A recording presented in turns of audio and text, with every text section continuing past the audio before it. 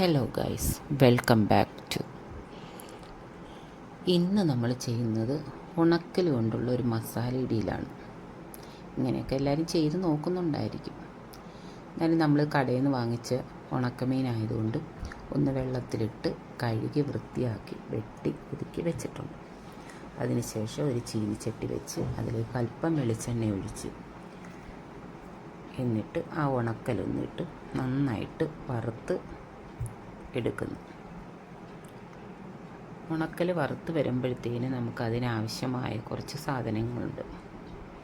എന്താണെന്ന് വെച്ചാൽ കുറച്ച് കൊച്ചുള്ളിയും വെളുത്തുള്ളിയും ഇഞ്ചിയും പച്ചമുളകും കറിവേപ്പിലയൊക്കെ വേണം. അപ്പം നമുക്ക് കൊച്ചുള്ളിയൊക്കെ പൊളിച്ച് വൃത്തിയാക്കി അപ്പോഴത്തേന് എടുക്കാം. എന്നിട്ട് നമുക്ക് അത് ഒന്ന് ഇടികല്ലിലിട്ടൊന്ന് ചതച്ച് എല്ലാം എടുത്ത് അപ്പോഴത്തേനും ഒരു സൈഡിൽ ഉണക്കൽ വൃത്തിയായി വരികയും ചെയ്യും. വറുത്ത് ഇങ്ങനെ കോരിയെടുക്കാൻ പറ്റും.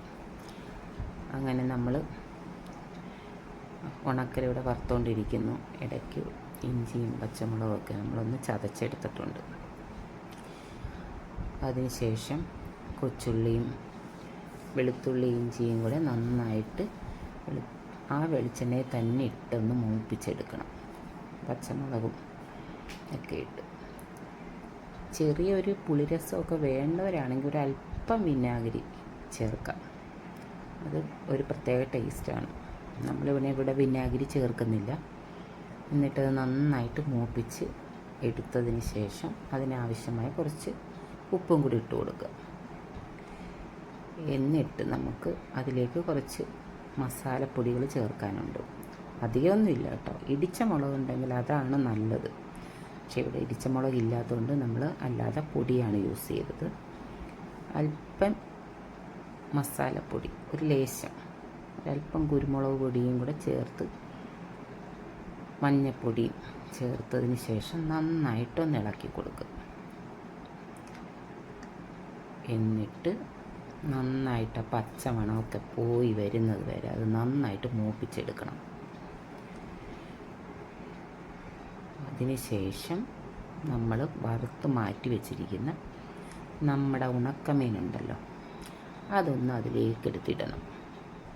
ഇട്ടിട്ട് മസാല അതിൽ പിടിക്കുന്നത് വരെ ഒന്ന് നന്നായിട്ട് ഇളക്കി കൊടുത്ത് ആ മസാല ഇച്ചിരി ഒരു 5 മിനിറ്റെങ്കിലും അത് അടുപ്പിൽ ഇങ്ങനെ വെച്ചിട്ട് ഇളക്കി കൊടുക്കണം. എന്നാലേ ആ മസാലയൊക്കെ അതിനകത്തോട്ട് അങ്ങോട്ട് പിടിച്ച് വരുത്തുള്ളൂ.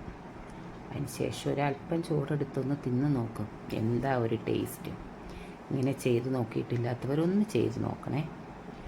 നമ്മുടെ ചാനൽ ഇഷ്ടപ്പെട്ടാൽ ലൈക്ക് ചെയ്യാനും സബ്സ്ക്രൈബ് ചെയ്യാനും മറക്കരുതേ.